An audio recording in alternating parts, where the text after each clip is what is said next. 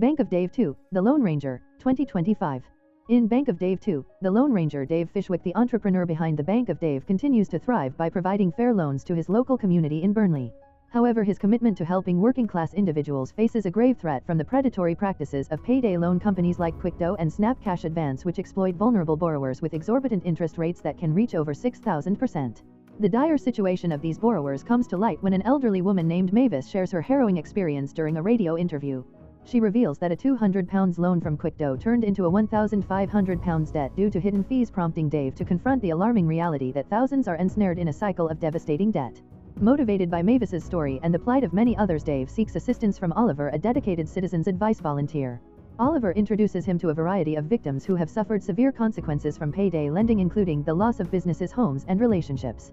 The need for action becomes clear, and Dave resolves to not only highlight the issue but to eradicate these predatory companies entirely.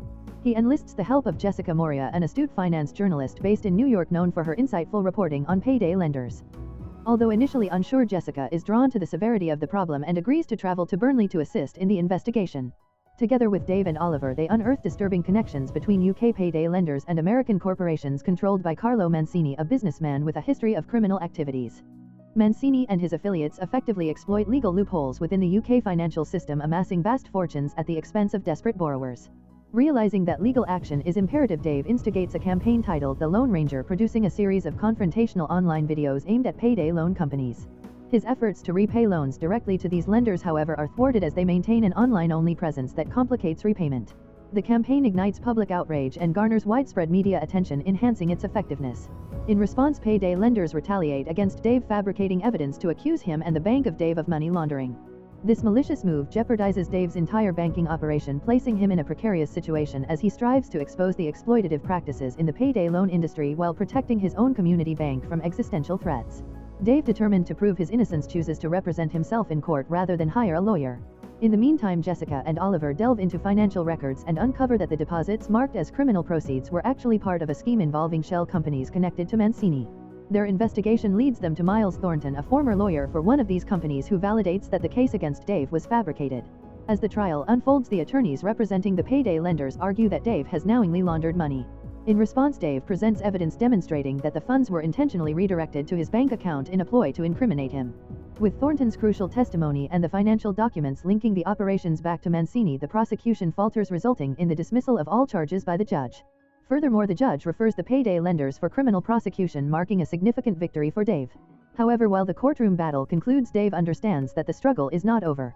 Mancini and his cohorts are still at large, and the payday lending practices have the potential to continue under new identities. To address this, Dave engages with local MP Andrew Stevenson, who commits to advocating for new regulations and seeking extradition orders against Mancini. In pursuit of justice, Dave, alongside his wife Nikki and Oliver, travels to New York with help from Jessica, who assists in pinning down Mancini's location. They discover that Mancini frequents an Italian restaurant in New Jersey every Sunday. Dave seizes the opportunity to personally deliver an extradition order to Mancini, ensuring that he faces legal consequences in the UK. Infuriated, Mancini retaliates by sending his henchmen after Dave and his team. As they make their escape, Detective Adams assists in evading the attackers. Security risks heighten, leading to an unexpected offer from the iconic rock band Def Leppard, who are in the area for a concert. They offer to whisk Dave and his team away on their private jet to ensure their safe return to the UK. Upon returning to Burnley, the Bank of Dave stands resilient and stronger than ever. Jessica, recognizing her affection for Burnley and Oliver, decides to make her stay permanent. Dave's battle against payday lenders ignites broader reforms in financial practices, illustrating that ordinary individuals have the power to confront and prevail against corporate titans.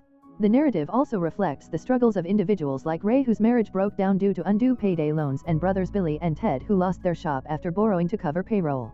Zoe's mother, who found herself in a financial bind, took out a loan that ultimately cost her the family car. Meanwhile, Oliver reveals that payday lenders exploit legal loopholes, skillfully bypassing UK banking regulations by operating online under the guise of shell companies. This exploitation prompts Dave to seek the expertise of an accomplished journalist to expose these shady practices. In New York, Jessica Moria receives Dave's call. Initially skeptical, she believes payday lenders in the UK are adequately regulated. However, upon conducting her research, she discovers significant gaps in oversight. Jessica's editor pressures her to uncover compelling human interest stories, sparking her interest in the situation in the UK, and she agrees to travel to Burnley. Upon her arrival, Dave and his partner Nikki greet Jessica at the station and provide her with a tour of Burnley, showcasing the impact of his bank on the local community. Although initially doubtful, Jessica is impressed by Dave's commitment to helping the people of Burnley. As Jessica and Oliver dig deeper into the payday lending industry, they uncover that it is under the control of Coleridge Financial Services, a seemingly nefarious US-based corporation run by billionaire Carlo Mancini. With connections to organized crime and operating through complex offshore shell companies, Mancini's payday loan businesses are not only legally protected but also thrive at the expense of people's livelihoods. Realizing the monumental challenge of pursuing legal action against payday lenders, Dave finds himself overwhelmed. To combat the injustice, Jessica proposes launching a media campaign dubbed the Lone Ranger. They begin releasing viral videos where Dave confronts payday lenders directly. During one segment, he attempts to repay loans in cash, but lenders refuse, insisting on online transactions. One lender operates out of a fast food joint while another's office remains completely vacant. Jessica captures these setbacks on film, illustrating the deliberate barriers these companies create, and the video garners millions of views online. However, Mancini retaliates against Dave's rising visibility. In an effort to destroy the bank of Dave's reputation, he orchestrates a scheme where money is falsely deposited into Dave's bank account through shell companies, framing him for money laundering. This leads to a freeze on the bank of Dave's operations and a media narrative that paints Dave as a fraudster. Undeterred and against Nikki's sound advice, Dave resolves to represent himself in court, preparing his defense strategy with the help of his family. Through a humorous practice session involving stuffed animals as judges and lawyers, Dave steels himself for the daunting battle ahead. Return home rather than continue her New York life with the band. The saga starts with Oliver and Jessica delving into fake deposits linked to Mancini's offshore network, which reveals 4 companies based in Burnley. Their investigation leads them to a gripping courtroom showdown where the prosecution accuses Dave's bank of being a conduit for criminal money. In a compelling address, Dave portrays payday lenders as exploiters who take advantage of legal loopholes, while Jessica and Oliver present damning evidence that connects the fraudulent transactions directly to Mancini. In a dramatic turn, they introduce a surprise witness, Miles Thornton, a former lawyer for Coleridge Financial Services. Thornton reveals that Mancini had strategically placed the deposits to frame Dave for wrongdoing. Overwhelmed by the evidence against them, the payday lenders choose to withdraw their lawsuit, resulting in the judge exonerating Dave and forwarding the case of the payday lenders for a criminal investigation. However, this victory seems bittersweet as the payday lenders persist in their operations.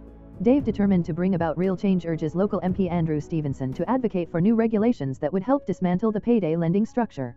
In response, Andrew begins the process of creating an extradition order to bring Mancini to justice. The trio, consisting of Dave, Oliver, and Nikki, embark on an important mission to New York to serve Mancini with the extradition order personally. Jessica manages to reconnect with her ex-boyfriend Detective Adams, who provides them with crucial information about Mancini's whereabouts. They discover that he frequents an upscale Italian restaurant every Sunday. Dave, feeling the urgency of their mission, plans to confront Mancini there. As they enter the restaurant and approach Mancini, Dave defiantly states, "You can consider yourself served." Mancini reacts with fury, although he is legally obligated to respond. Meanwhile, he secretly orders his men to shadow Dave and his allies. As tension escalates, Detective Adams warns them about Mancini's henchmen who are on their trail. With their booked flights suddenly cancelled, the team realizes the gravity of their situation. In an unexpected turn, they are aided by the rock band Def Leppard, who are in town for a concert and offer them a way to escape. Amidst this chaos, Jessica comes to a pivotal decision. Initially drawn to New York for her career, she now reflects on her feelings for Burnley and Oliver, ultimately deciding that her true home lies back with them. If you enjoy watching this video, then subscribe to Angel Recaps for the latest movies explanation.